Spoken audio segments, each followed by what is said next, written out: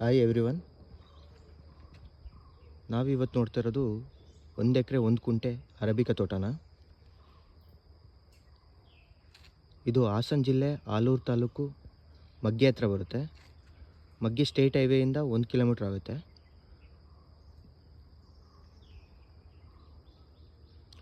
Road connectivity ಅಷ್ಟೇ ತುಂಬ ಚೆನ್ನಾಗಿದೆ. ಜಲ್ಲಿ ರೋಡು.